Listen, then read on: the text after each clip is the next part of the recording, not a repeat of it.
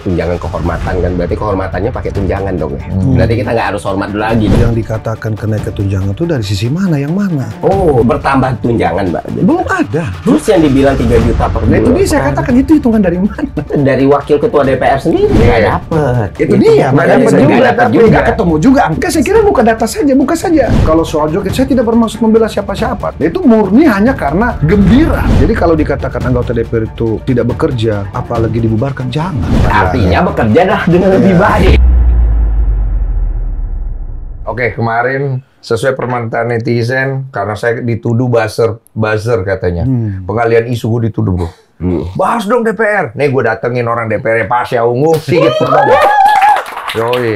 Langsung kita hantamkan dia sama perwakilan masyarakat ya. Ferry Irwandi. Dia barusan tadi live. Saya nonton. Bahas DPR terus. Katanya DPR itu begini, DPR itu begitu. Coba jelaskan dulu. Sebenarnya keresahan yang kau tangkap dari keseluruhan apa, Fer? Kita mau dengar dulu deh. Di Indonesia itu kan ada trias politika ya. Dalam demokrasi itu ada eksekutif, legislatif, yudikatif. Oke. Udah terlalu banyak kita ngobrol tadi, jadi nggak bisa yang tegang gitu. Iya. Kita coba bawa santai ya. Tapi tetap harus ada isi ya. Jadi kan sebenarnya di sini yang kita sorot kan ada kenaikan penghasilan THP lah untuk para anggota dewan ini, yang mana tentu ketika melihat kondisi ekonomi sekarang ya kita nggak bisa ekspektasi kalau semua orang bakal menerima itu positif. Atau lebih straight to the point aja, mungkin 90% orang Indonesia yang ngelihat itu negatif. Sisanya ya either dia anggota DPR atau keluarga anggota DPR yang bilang itu positif. Which is ya di tengah lapangan pekerjaan, mismatch skill issue kayak gini dan beberapa problematika yang dihadapi masyarakat, itu bukan sesuatu yang populer dan bakal dapat sentimen positif. Terlebih lagi banyak sekali hal-hal yang sebenarnya masih dikhawatirkan dan masih dituntut oleh masyarakat belum tercapai. Kita butuh good news, yang kita dapetin malah tunjangan anggota DPR naik dan lain sebagainya. Beberapa lagi kayak ada pula namanya tunjangan kehormatan kan, berarti kehormatannya pakai tunjangan dong ya. Berarti kita nggak harus hormat lagi dong Pak Pasha kan. Karena udah ada ditunjangin loh. Jadi jangan nuntut lagi anggota dewan yang terhormat, udah dikasih gitu-gitu lah. Nah, sebenarnya kan itu bisa berlalu gitu loh. Berlalu gitu aja, tapi ada domino effect yang muncul karena respon dari kekecewaan masyarakat ini. Misalnya kayak masyarakat kan kalau udah kesal, ya udahlah bubarin aja sebuah instansi yang kesal kan, bubarin aja DJP, bubarin aja. Nggak mikir panjang lah. Iya, kalau udah kayak gini bubarin aja DPR gitu kan. Malah direspon itu lebih bikin kesal lagi masyarakat adalah, orang tol dan bodoh nih yang mau bubarin DPR gitu. Oh, disambut dengan ada narasi seperti itu. Pak Ahmad Syahroni kan dibilang kayak gitu. Ya kayak gimana kalau bubarin DPR? Which is sebenarnya memang kalau kita bubarin satu institusi atau kita bekukan itu kan melanggengkan fasisme yang lain ya. Karena di Indonesia pernah terjadi di era Soekarno waktu itu. Ujung-ujungnya juga nggak benar. Tapi kan ini ekspresi kekecewaan masyarakat. Ya, kita harus direspon dengan nice lah gitu loh. Atau misalnya kita masih ada kerja-kerja, ya tunjukin kerja-kerjanya dong. Jangan malah ke-trigger gara-gara respon kritikan seperti itu. Kedua mungkin nuance ya. Artinya masyarakat itu kan penuh harapan nih sebenarnya kan. Mereka diwakilkan oleh anggota-anggota dewan, misalnya ada konstituennya Pak Pasha gitu, tentu berharap ketika ngeliat Pak Pasha di situ, suara kami dong gitu loh, kami tuh punya masalah. Waktu lagi ada lagu dari daerah, terus mereka joget-joget, terus dikemas ke kiri, kanan, ditambah dengan isu kenaikan, ya orang geram, orang gemes gitu, orang marah.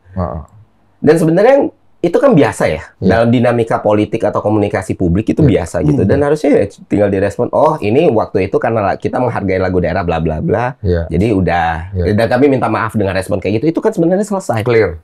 Bukannya dibikin sound horek lagi. Bukan Bapak Pasha kan yang satu partai tapi. Aduh, udah belokin lagi. Kita dengar dulu penjelasan Bapak Pasha, Pak. Sebenarnya ya saya pengen dengar, Pak. Sebenarnya kenaikan tunjangan ini sebenarnya yang Bapak tahu di dalam itu sepertinya apa sih sebenarnya konsepnya? Ini yang justru saya pengen penjelasan yang lebih detail, lebih akurat dari saudara saya Ferry. Yang dikatakan kenaikan tunjangan itu dari sisi mana, yang mana? Saya merasa sebagai anggota DPR belum ada loh tahun ini ya. Belum ada kenaikan tunjangan. Jadi sebenarnya wacananya bahwa ada tunjangan, bertambah tunjangan, Mbak. Belum ada. Terus yang dibilang 3 juta per Nah bulan. itu dia saya katakan, itu hitungan dari mana? Nah, itu kenapa narasi itu sampai ada Nah gitu itu loh, kok nanya saya, mestinya Ferry nanya, cari tahu dong di mana, digali tuh. Loh, Fer, Begini, satu tunjangan tadi, coba, tunjangan coba. kehormatan sudah ada.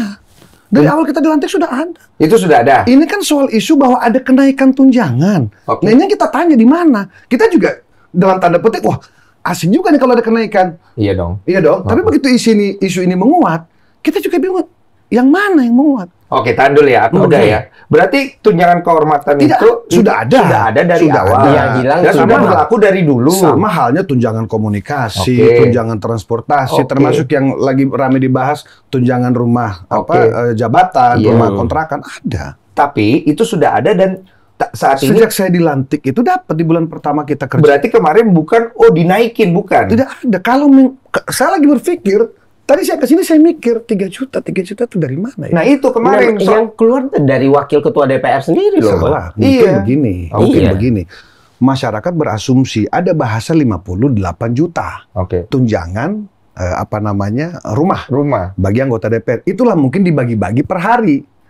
Oh, kalau 60 juta dibagi sehari itu sekian, kira-kira begitu loh. Oke. Nggak dapet. Itu dia, Nggak makanya dapet saya juga, nggak tapi nggak nggak- ketemu juga angkanya. Iya, nggak Makanya ketemu saya juga juga. bingung.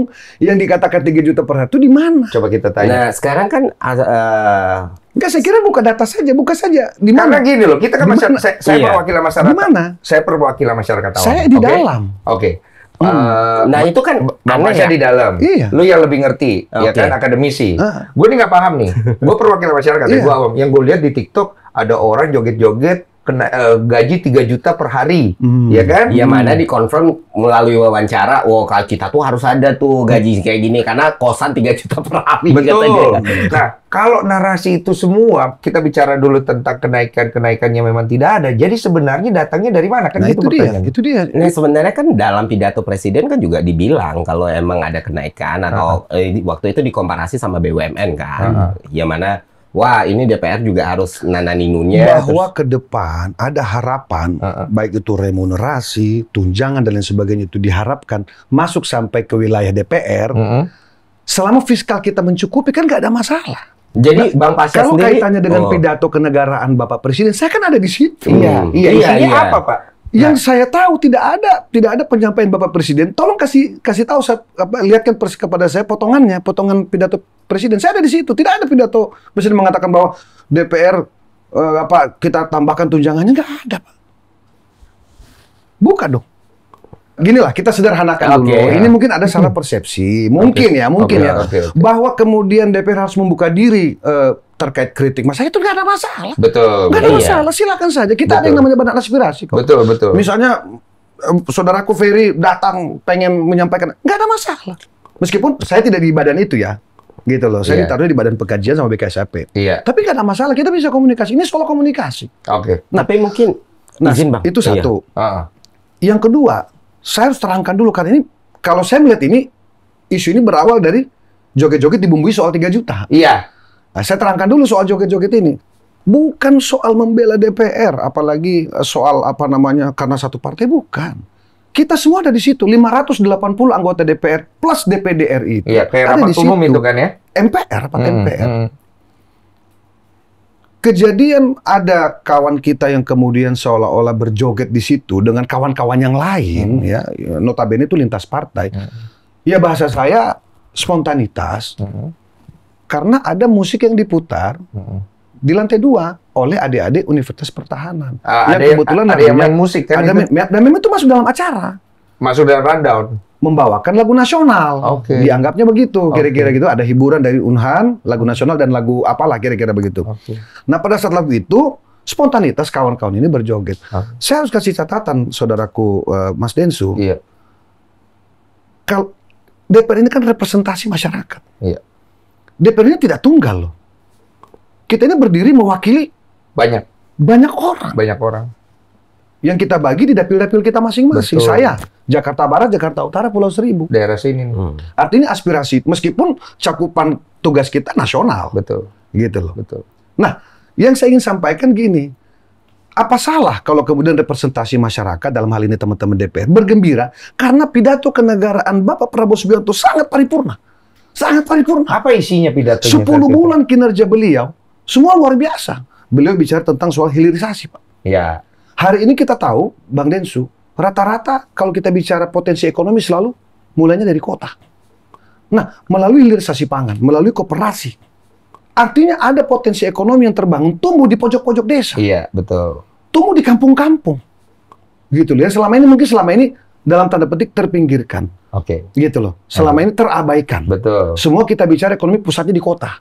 Itu yang dibicarakan saat itu. Saat itu. Oke, Belum lagi positif. soal makanan bergizi gratis. Oke. Memang baru 2 juta.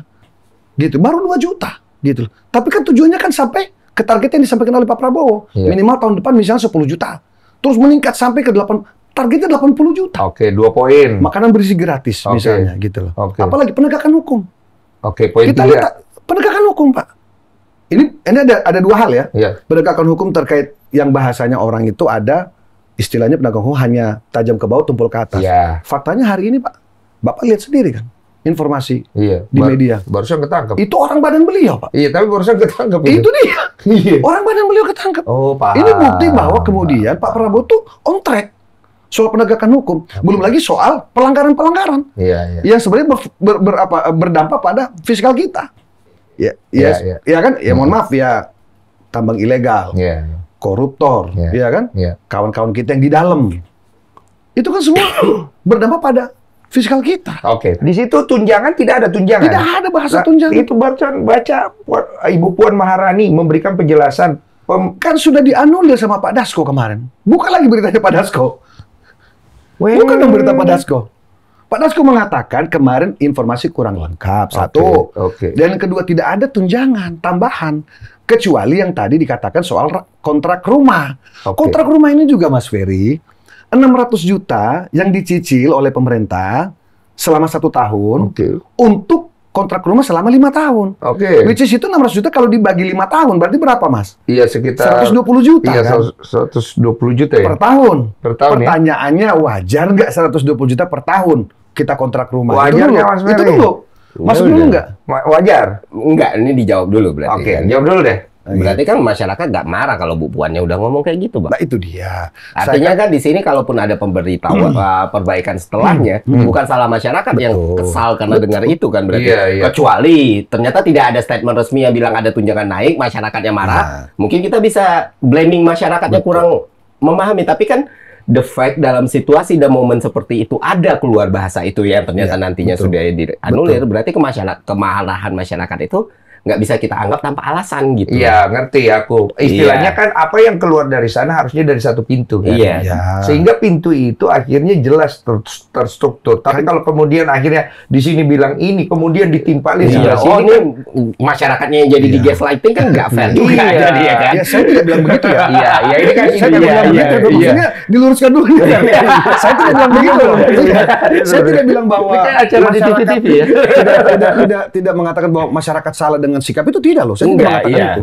Bahwa itu berdampak pada apa namanya masyarakat yang kemudian menjadi marah. Betul. Ya kita bisa pahami. Iya. Karena ada informasi yang dalam tanda petik keliru. Kan Oke. begitu. Meskipun sudah diluruskan ya. Oke. Nah, jadi saya kira Mas Densu ini kan artis papan atas. Saya, Bapak kan legend.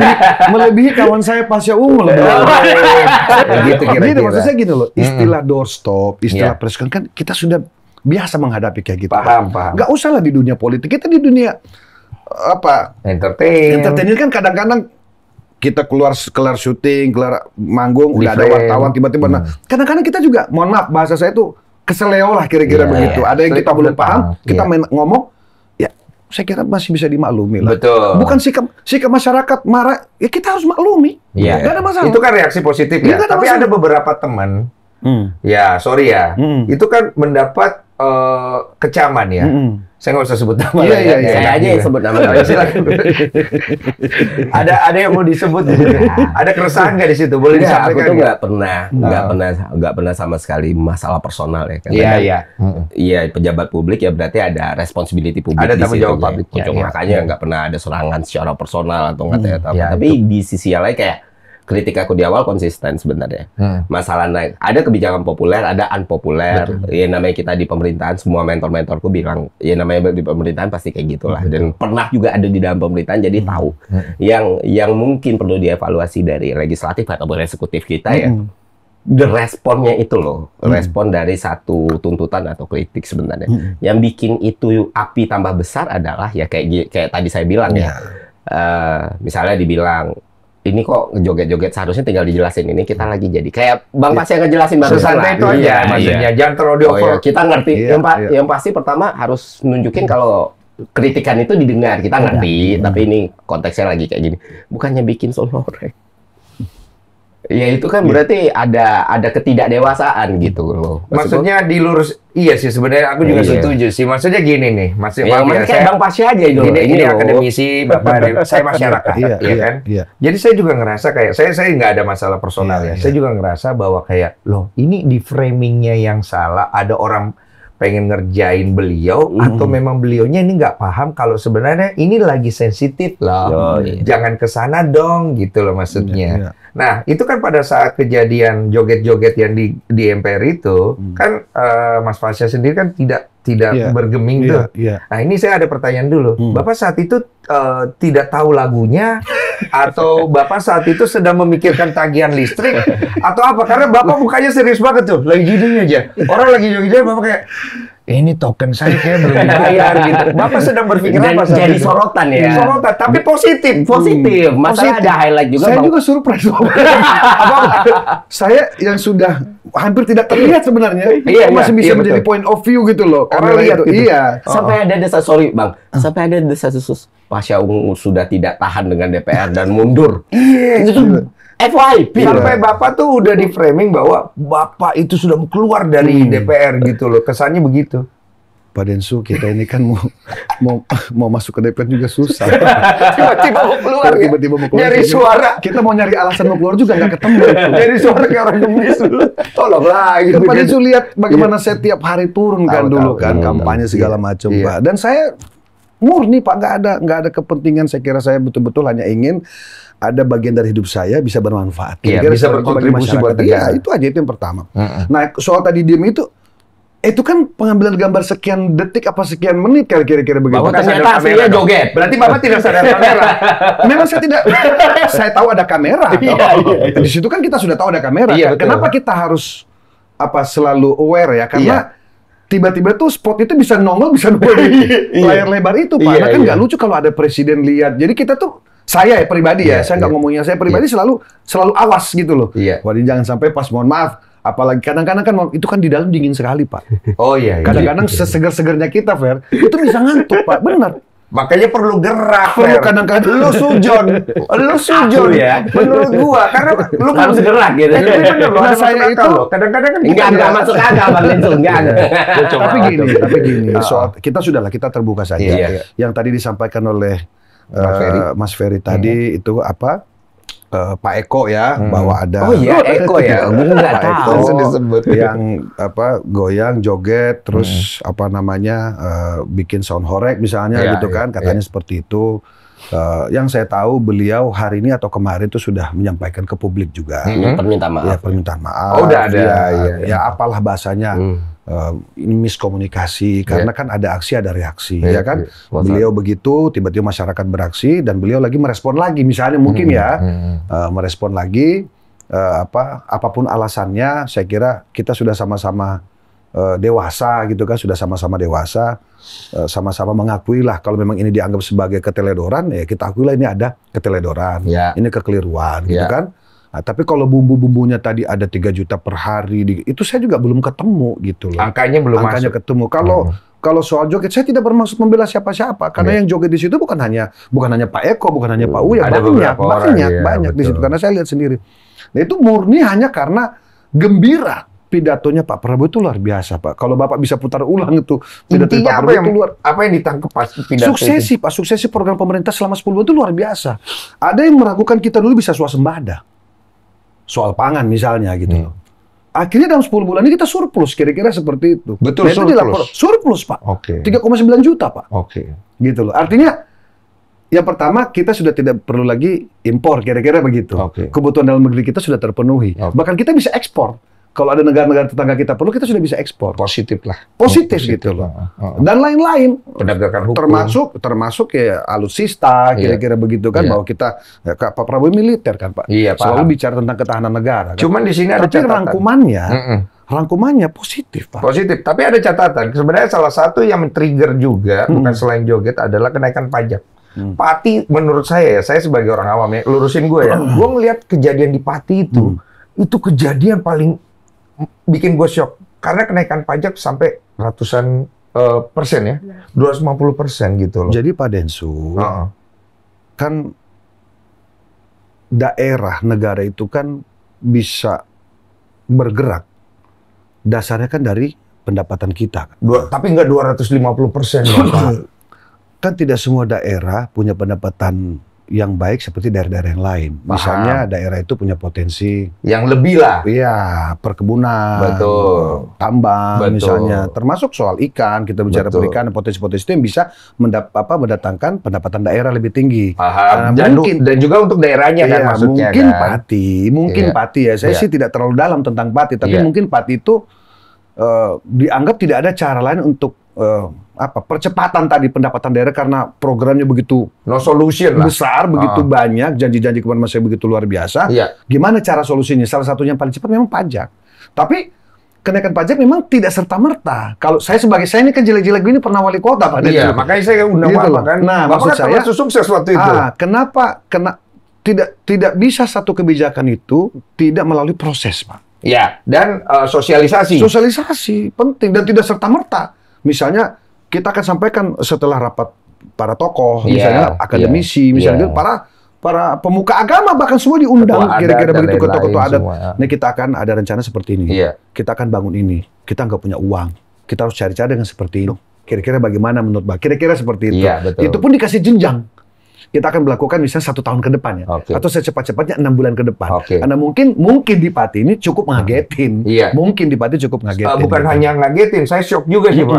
Karena 205, saya tuh ngebayangin 250% kenaikan macam apa nih kan gitu. Jadi kepala kita terframing begitu. Banyak yang salah hitung kan. Dianggapnya salah hitung kan, Pak. Kalau angka 250% kan besar sekali, Pak. Tinggi sekali, apalagi untuk rakyat di bawah gitu kan.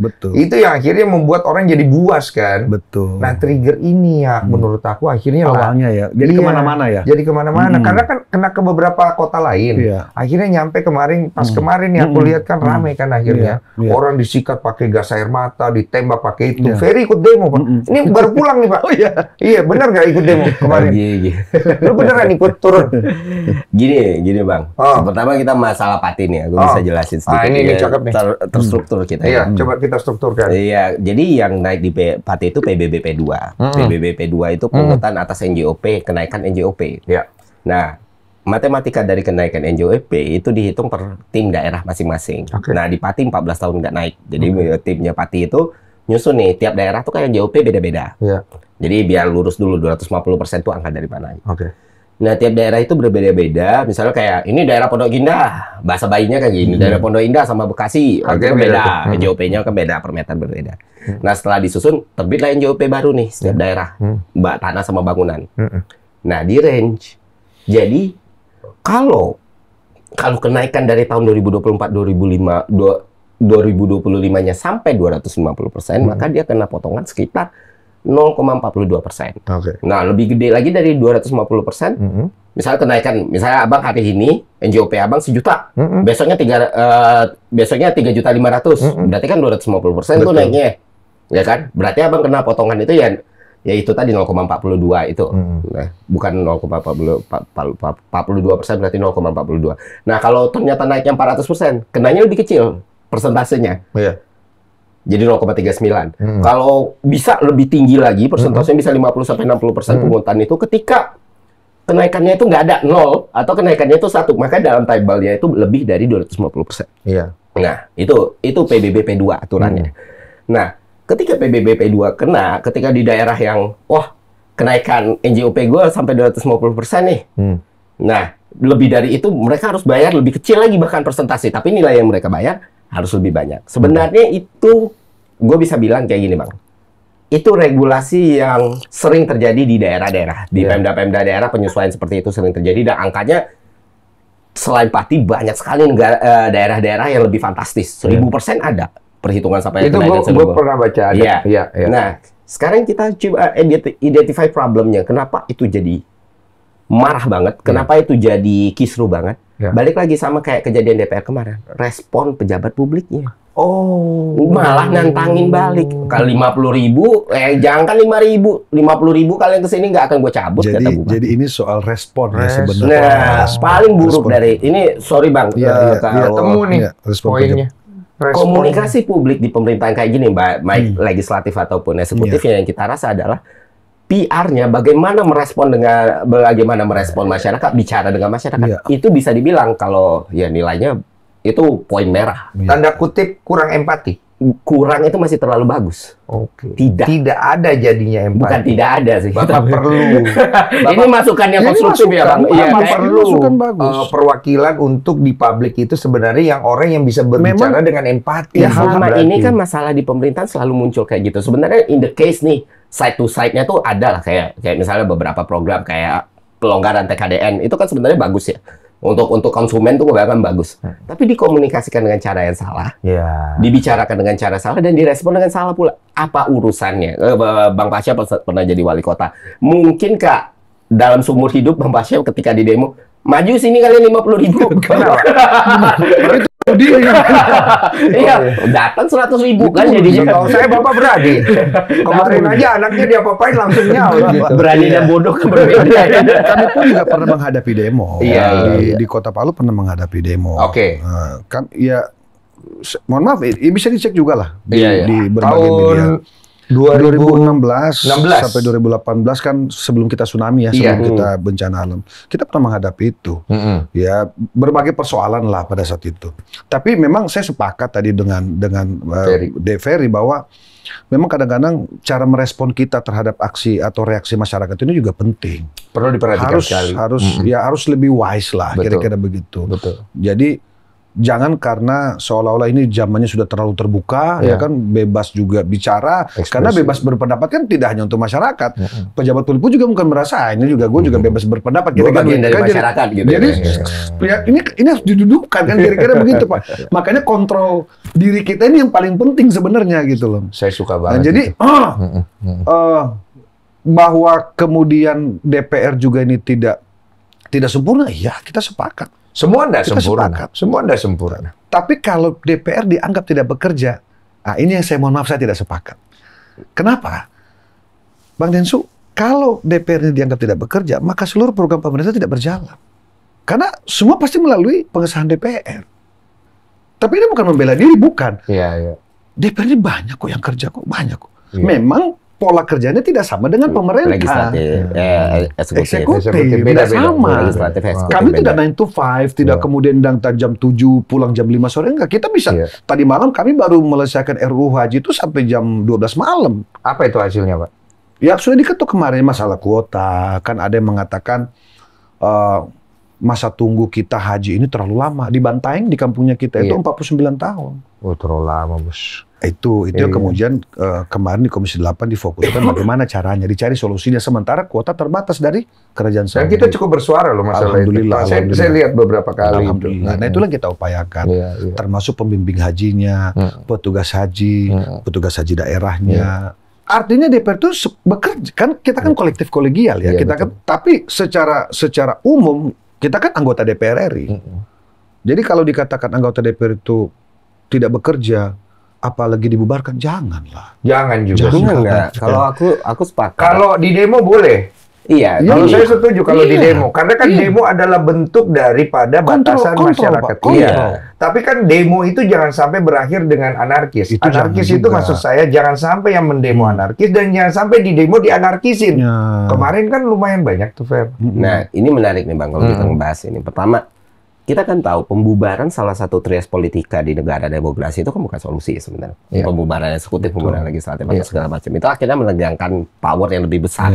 Ujung-ujungnya ya bisa jadi junta, bisa jadi hal-hal yang buruk terjadi dan segala macam. Karena seburuk-buruknya DPR itu representatif. Artinya yang harus kita lakukan adalah mengkritik, benar-benar mengkritik apa yang harusnya baik untuk dilakukan dan tidak dilakukan. Begitu juga dengan eksekutif. Apalagi untuk orang-orang yang nggak punya kepentingan atau apa ya. Aneh. Makanya sebenarnya kalau melihat perbedaan demo antara hari ini sama demo-demo sebelumnya, kalau demo sebelumnya itu titik medis sudah jelas nih. Titik medis sudah jelas, logistik udah jelas, orang-orang juga dipantau juga udah jelas. Kalau demo kemarin kita juga bingung. Jujur aja kita ada di lapangan pun bukan untuk berorasi atau segala macam. Ini siapa gitu loh. Pertanyaan kita, soalnya kan biasanya kayak Indonesia Gelap lah. RUU TNI. Itu aku selalu Indonesia Gelap, RUU TNI, masalah MK, MA segala macam. Itu kan kelompok rimpang ya, kelompok kolektifnya itu kan ada tuh satu-satu, dan mereka tuh benar-benar bahu-membahu. Oke, kita bikin tim medis di sini, kita bikin yang aksi harus kayak gini, jam segini pulang gitu. Kalau ada masa-masa liar, coba dikontrol. Jangan sampai ditunggangi ya. Iya. Kalau demo kemarin itu aneh. Aneh kenapa? Aneh bener. Ada stasiun TV yang live. Sebelumnya tuh nggak pernah ada stasiun TV yang live, nggak ada titik medis, nggak ada suplai logistik. Jadi kayak masa liar tiba-tiba datang. Dan anehnya, aku harus ngomong kayak gini karena waktu orang nanya, kenapa bang lebih ini? Anehnya adalah kan kita tahu akun-akun yang pro government ya, beberapa akun pro government justru mendukung supaya demo ini terjadi. Akun-akun yang dulunya itu selalu ngefitnah kita. Karena waktu kita nuntut, harusnya RUU TNI ada pembaruan, terus kita bilang, seharusnya MK sama MA jangan kayak gini keputusannya, atau seharusnya PPN 12%. Itu kita, wah habis banget tuh di fitnah-fitnah akun-akun yang, lah sebutlah akun buzzer segala macam. Nah, itu kan akunnya itu aja. Tiba-tiba akun-akun ini serentak tuh memprovokasi orang untuk turun ke jalan. Yang mana sebenarnya nggak ada kelompok rimpang atau kelompok kolektif apapun yang mempersiapkan itu semua gitu. Lu melihat itu? Everyone. Seolah-olah tidak well prepared. Iya. Nah, orang, tapi bukan berarti semua yang ada dan turun di demo itu mereka yang terkelompok atau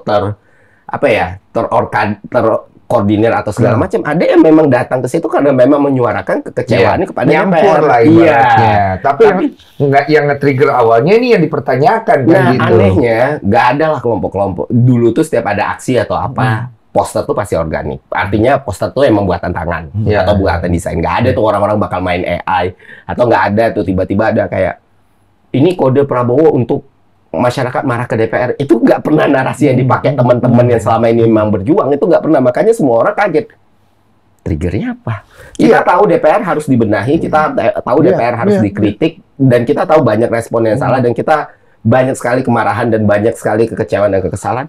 Tapi orang-orang yang emang well educated tahu, bukan bubarkan sih. Iya, karena memang ada satu narasi kemarin aku kutip bahwa BEM dan juga buruh itu tidak turun, kata itu benar ya. Biasanya kan biasanya kelompok mahasiswa, koalisi masyarakat sipil atau partai atau pekerja serikat. Dan itu gede. Jadi jelas gitu. Iya. Ini kan kalau makanya kita pantau sampai malam nggak ada lokasi medis. Ini saya dengar juga katanya 28 ini akan ada susulan demo isunya. Bapak ada dengar isu itu? Kita dengar. Ada dengar juga ya. Tapi kan biasanya kita sudah ada info lebih akurat lah nanti. Belum ya. Nah ini kan yang dipertanyakan adalah Ibu Puan Maharani kan membuat statement bahwa pintu DPR itu terbuka lah kalau ingin berbicara. Tapi kemarin katanya pintunya ketutup sama beton, sama semprotan gitu. Ada olinya gitu. Jadi sebenarnya poinnya bagaimana nih maksudnya? Ini soal cara sih. Cara. Mohon maaf. Kan kalau dari awal kita sudah dengar bahwa ada upaya menggembosi DPR, ada upaya untuk mengepung DPR, kan narasinya sudah negatif. Narasinya sudah negatif. Kenapa? Ini apa? Lembaga DPR ini kan apa? Kalau bahasa kita tuh objek vital kan. Harus kita jaga sama-sama, karena itu bukan punya saya, itu punya rakyat sebenarnya. Karena orientasi demonstrasi yang kemudian diantar dengan narasi-narasi yang tadi disampaikan Ferry, misalnya seolah-olah ingin mengepung DPR, ya maka DPR juga kan harus mempersiapkan diri dalam artian itu memastikan bahwa demonstrasi berjalan dengan baik. Tapi kalau diwarnai dengan tadi sikap-sikap yang kemudian berlebihan, bahkan ada cenderung anarkis, ini kan bagaimana kita mau bicara kalau warnanya seperti itu. Tapi kalau datang nih misalnya, kan ada itunya Pak, ada apa istilahnya, ada administrasinya lah, apa namanya itu, prosedurnya lah. Kita mengirimkan surat kepada Badan Aspirasi, kami dari kelompok Ferry, ya kan, pengen hadir misalnya ke sana untuk menyuarakan, silakan. nggak ada masalah. Tapi kalau kemudian harus beribu-ribu orang, saya kira nggak perlu. Dewan Perwakilan Rakyat itu kan menampung aspirasi rakyat. Iya, Dan kita dari statementnya Mas Pasya sendiri kan kita akhirnya bisa paham bahwa ini sebenarnya narasinya datang dari mana, siapa yang menunggangi. Karena akhirnya orang tuh suka perkelahian kan, Pak? Suka bentrok emang. Suka bentrok gitu loh. Nah, kayak gini Bang, saya kayak gini. Di masa yang demo itu banyak masa yang emang genuine itu kesel. Yang kita pantau itu emang benar-benar. Oke, gue bisa mengeluarkan aspirasi gue deh. Gue udah kesel itu sama anggota DPR. Tapi di sisi yang lain, namanya aksi massa, itu selalu potensi untuk dibelokin kiri kanannya itu banyak. Nah, sebenarnya solusinya gampang. Anggota dewan kita atau legislatif kita seharusnya membuat situasi di mana mereka nggak didemo. Nah itu kan sebenarnya lebih simpel. Kalau emang mereka bekerja, sorry ngomong Bang, tapi kalau emang orang bekerja dengan baik, aku nggak bilang nggak bekerja, tapi kalau performanya udah bagus, jangankan untuk pasti nggak didemo dong, kecuali ada kepentingan lain ya. Kedua, jangankan didemo, orang tuh bisa terima loh. Oh ya, nih deserve nih untuk better payroll gitu lah. Preventif lah. Jangan memberikan peluang untuk didemo. Artinya bekerja dah dengan lebih baik gitu kan. Bukan hanya itu, Fer, menurut gua. Ini yang dan komunikasikan dengan baik. Yes, karena kan bekerja dengan baik. Oke, bekerja dengan baik kan bagaimana kita memframing dan mengkomunikasikannya. Aku pikir setiap daripada komisi punya cara masing-masing. Tapi ketika ada keresahan dari masyarakat, bagaimana akhirnya kita mengcounter keresahan itu dari pihak DPR itu juga dengan empati. Kalau akhirnya empati itu tidak keluar, masyarakat ini kan merasa ditinggalkan. Sedangkan bapak-bapak di DPR ini kan pilihan mereka, pasti kan ada rasa memilikinya. Yang akhirnya kecewa hati. Betul. Dan itu kan kita harus paham kan bahwa mereka bisa wajar untuk kecewa gitu. Kalau saya boleh buka-bukaan, Pak Densu, semakin banyak orang datang itu, sorry, kita ini kan dunia politik ya. Kita fokus pada elektoral sebenarnya. Semakin banyak orang datang, semakin banyak orang kita bantu, itu bagus buat kita. Baik secara pribadi maupun kolektif. Betul. Karena kita kan juga butuh legitimasi, butuh si Ferry kerja nih. Si Densu kerja nih dia. Gua datang, gua sampein keluh kesah gua sampein aspirasi gua, setidaknya diterima dulu. Soal nanti eksekusinya seperti apa kan itu urusan kedua, tapi diterima dulu. Kan yang bisa bagian Ferry kan, respon gue bagus dong, kira-kira begitu kan? Nah DPR tuh begitu Pak. Cuman memang ada momentum-momentum yang mungkin ya itu kayak seperti tadi ini, tiba-tiba disandingkan dengan urusan ini, dilinearkan dengan urusan itu sehingga seolah-olah performa negatif lah yang muncul dari DPR itu. Kira-kira seperti itu. Sebenarnya enggak Pak. Lagi-lagi saya nggak bela DPR, nggak bela lembaga yang saya jalani sekarang. Tapi kalau kemudian bahwa seolah-olah gara-gara nilai setitik rusak susu sebelah ini, kita juga nggak sepakat bahwa ada anggapan DPR mendapatkan lebih yang seharusnya di tengah-tengah situasi ekonomi kita yang lagi sulit misalnya, terus tiba-tiba kok ada 3 juta per hari. Nah itu saya juga bingung. Saya dari tadi ke sini nih lagi nyari tahu, buka-buka semua berita. Jangan-jangan saya ketinggalan berita. Dari mana 3 juta ini? 3,3 malah gue sempat lihatnya. Iya, berarti kan kalau setiap hari 99 juta 100 juta. Iya, 100 juta. 100 jutaan. Dari mana? Kalinya 26 waktu itu. Dari mana tuh 100 juta ini? Nah, kalau data yang lu dapat, Fer, itu semuanya datang dari mana? Iya kan, sampai Pak Wakil sendiri kan bilang 3 juta per hari kali 26 hari 78 juta. Iya. Ada omongan kayak begitu. Jadi, itu representasi DPR sendiri loh. Maksudku pimpinan DPR bahkan. Ya jadi sebenarnya balik lagi masalah komunikasinya. Dan ada juga masalah dan sudah diluruskan. Iya, dan juga ada statement. Kemarin saya ada statement, saya nggak usah sebut nama ya. Seorang wanita teman kita juga yang kebetulan anggota di dalam yang macet nih gitu kan. Nah, statement itu yang akhirnya meresahkan ya. Iya, 50. Tahu kan ya, maksudnya demo macet gitu loh. Ngerti kan? Karena orang tuh akhirnya kayak gini, kayak saya kemarin nih, makanya saya angkat. Bang, lu jangan angkat kasus lendir mulu lu katanya. Angkat dong kasus ini, negara kita sedang ini. Gue pikir-pikir benar juga. Saya sampai dipikir buzzer. Terus akhirnya saya cek segala macam, keresahan ini datangnya dari mana? Saya setuju sama Ferry. Kenapa? Karena reaksi yang keluar dari keresahan masyarakat itu seperti maaf ya, memang tidak berempati jatuhnya. Bukan saya menyalahkan personalnya. Saya yakin setiap orang individu kan pasti ada plus minus ya. Itu sebenarnya catatan yang paling besar. Nah ini sebagai catatan buat kita, teguran buat kita DPR ya, sebagai public figure gitu kan. Memang harus lebih awas. Lebih awas tuh memberikan statement, bicara, apalagi yang kaitannya dengan kepentingan publik gitu. Memang harus hati-hati, Pak. Dan ini jujur kejadian ini, Pak. Itu semua di grup WA DPR itu memang sudah mohon maaf, apa chaos ya dalam arti itu. Rame ya? Rame, Pak. Udah ada live group belum? Tiba-tiba live group. Iya. Ya semua harus saling menjaga, hati-hati. Hari ini ada demo, bahkan sudah ada kira-kira kalau demonya diletakkan di sini, nanti keluarnya lewat mana, itu sudah dibicarakan karena untuk keamanan kan gitu. Bukan takut loh, keamanan sebenarnya. Karena kan yang menerima itu ada lagi bidangnya. Jadi tidak semua tiba-tiba anggota DPR di situ ada demo, saya ujuk-ujuk keluar gitu, nggak begitu juga. Ada orangnya. Bisa kena tegur. Ada badannya sendiri yang menerima itu gitu loh. Itu nanti pencitraan namanya. Seolah-olah gitu loh.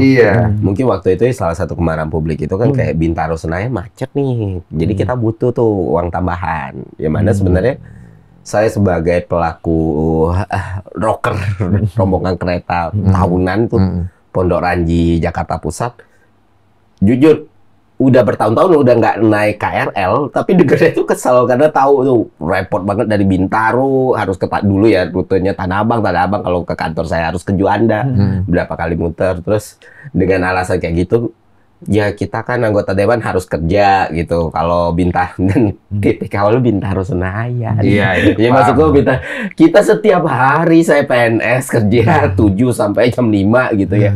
Harus bangun jam 5 pagi gitu dan itu lu keluar ya. Ya, lucu juga karena nggak bisa bangun pagi. Iya, paham ya. Dia memilih jalan yang lain, Pak. Tinggal sekarang kita mengerucut kepada jembatannya aja. Dari Ferry sendiri, lo kalau menangkap dari masyarakat sendiri, yang dimau cuman itu atau ada lagi nggak? Biar ditampung. Iya, kan pertama ya di masyarakat kita kan tahu nih aspek kemarahan itu salah satunya apinya udah ada dan akhirnya disiram dengan komunikasi yang buruk. Ya. Nah, di sisi yang lain sebenarnya lebih kayak gini aja. Karena saya pernah di pemerintahan dan 10 tahun, Pak.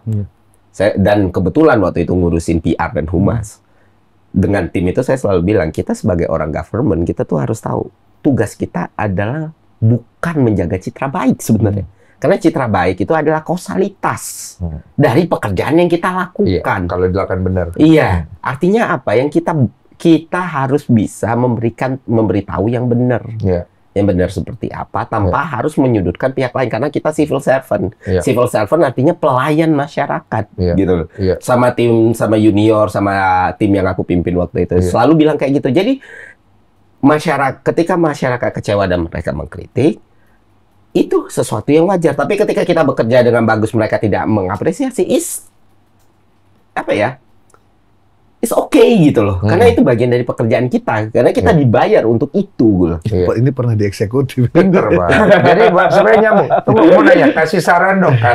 Saran seorang Ferry untuk masalah ini supaya jangan berkembang lebih jauh gitu ya. Tindakan apa yang harus diambil? Gitu.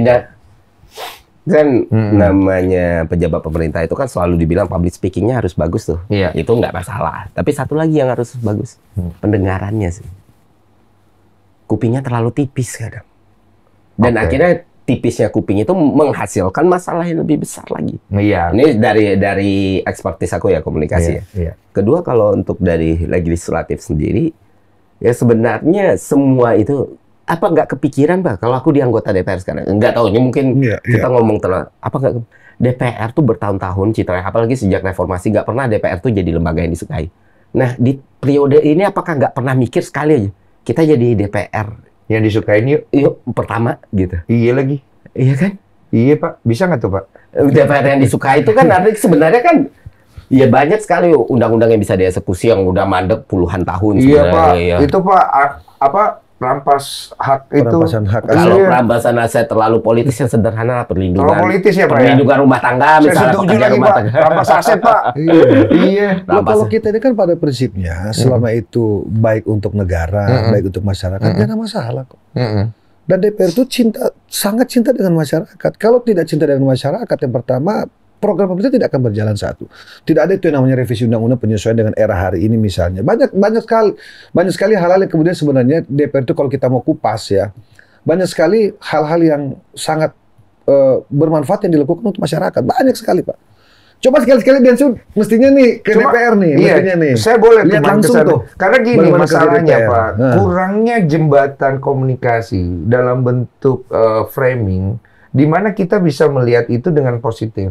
yang masyarakat tangkap kan hal-hal negatif yang akhirnya keluar. Ya, saya sepakat dengan Narasi Ferry negatif, statement negatif. Berarti ini kan harus ada yang diperbaiki. Ini kan peringatan buat kita, Pak. Ini nggak main-main loh, karena ada korban kan, kira-kira begitu ya. Ada korban materi gitu kan, orang-orang yang lagi lewat tiba-tiba mobilnya pecah dan sebagainya. Kasihan. Ada gas air mata, ada masyarakat yang nggak tahu situasi tiba-tiba jadi korban. Ini kan tidak bisa kita anggap sebagai angin lalu. Jangan disepelekan. Dan jujur aja, ini cukup dibicarakan di DPR. Oke. Jadi jadi jangan dipikir gitu bahwa kita solo DPR cuek gitu, enggak ada seperti itu. Tapi bahwa DPR juga harus menjaga diri dari aspek keamanan tadi itu juga penting, karena nggak boleh ada yang sikap-sikap anarkis di wilayah DPR, kira-kira seperti itu. Iya, jadi semua saling menjaga. Yang penting ada jalurnya, tapi jalur itu kemudian tolong juga disikapi dengan fast response. Karena kan takutnya nanti dibilang jalurnya lewat sini, tapi tidak fast response. Akhirnya birokrasi yang terjadi, kan itu yang menjadi keresahan juga kan. Saya ada dua hal yang saya catat dari Ferry hari ini sebagai perwakilan masyarakat ya. Yang pertama memang cara kita merespon.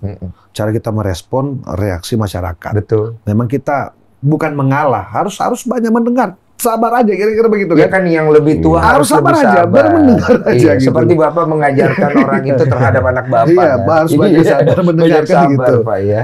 Yang kedua, itu tadi harus lebih banyak empati. Empati, simpati ya kan? Melihat situasi yang ada di tengah-tengah masyarakat hari ini. Iya. Kalau dulu, saya kira, sorry Pak, kalau dulu ngomong ke tim, ingat lo gaji yang kalian bayar tuh ya untuk pekerjaan ini gitu.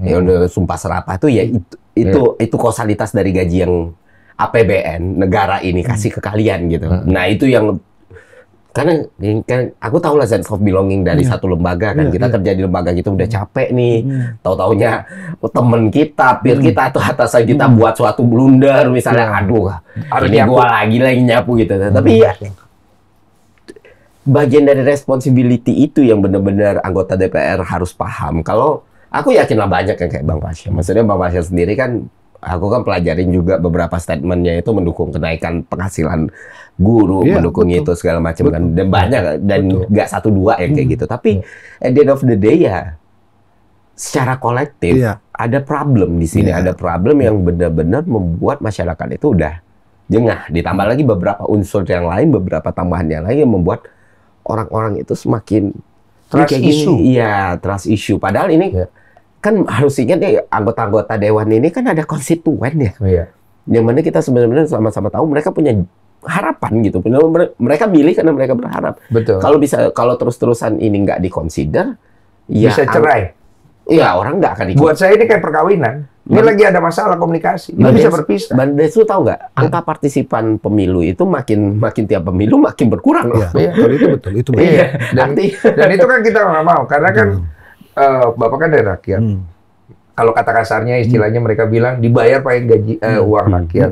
Harapannya adalah komunikasinya itu bagus, karena kan seperti pernikahan itu kan komunikasi yang bagus. Nah, komunikasi ini jangan sampai akhirnya tidak ada empati. Komunikasi ini jangan sampai terlihat kupingnya tipis. Kemudian komunikasinya jangan sampai terlihat bahwa wah, ini orang kok kayak nggak dengar, nggak peduli gitu loh. Bahwa hari ini harus kita terus berbenah, ya itu sepakat Pak. Kita ini sebagai cambuk, sebagai peringatan buat kita untuk lebih semangat, karena kita kan tugasnya mengawasi pemerintah. Nah, DPR-nya harus diawasi oleh rakyat. Betul. Karena kita representasi masyarakat. Iya, kan itu kan jalurnya. Jadi nggak ada masalah. Nggak ada masalah. Sikap marahnya masyarakat kalau dianggap ada tindakan-tindakan yang dianggap tidak mewakili perasaan masyarakat dan marah, wajar, nggak ada masalah kok. Wajar kok. Dan saya secara pribadi ya menyampaikan bahwa DPR itu bekerja kok. DPR itu bekerja kok. Hari ini bekerja kok. Ya, cuma memang kalau ada poin-poin yang kemarin yang menjadi catatan-catatan masyarakat, kok bisa begini, kok bisa gitu. Ya, semua pihak kan sudah menyadari, gitu kan, sudah meminta maaf. Gitu. Kita berharap ini tidak terjadi lagi, kan? Gitu. Iya, jangan diperpanjang gitu sebenarnya. Fair, kalau jadi panjang, kira-kira paling buruknya bisa kemana nih? Ya, banyak dinamika itu banyak banget bisa terjadi ya. Iya, menurut hitungan matematika. Kalau masih resisten di antara satu pihak lain dan nggak ada perbaikan, ya bisa chaos lah. Iya. Sementara kan politik dan ekonomi itu saling berhubungan ya. Iya. Dan itu akan merugikan kita semua juga. Makanya stabilitas kan perlu dijaga kan. Ya, mana eksekutif dan legislatif itu terkait juga masalah fraksi. Kita tahu majority itu dari partai mana, urusan eksekutif dari mana, seharusnya kan ini lebih bisa disinkronkan. Siap, kalau begitu. Terima kasih banyak. Semoga ini jadi edukasi buat kita semua. Terima kasih Pak Sigit, terima kasih Ferry. Aku izin ini Bang, pesan terakhir sih. Iya. Mungkin berat dilakukan, tapi minta maaf itu nggak akan menyakiti siapapun. Kadang orang terlalu berat untuk melakukan itu dan akhirnya melakukan kesalahan yang lebih besar. Setiap orang pernah salah. Masalahnya satu, apakah setiap orang pernah ngerasa dia salah? Sebenarnya sesimpel sesuatu itu bisa sangat reda ya. Oke, gue salah di sini, gue maaf, gue bakal lebih baik. Itu kan representasi kita seharusnya seperti itu. Siap. Ada kata penutup atau sudah tutup? Sudah. Sudah. Terima kasih banyak, Yo.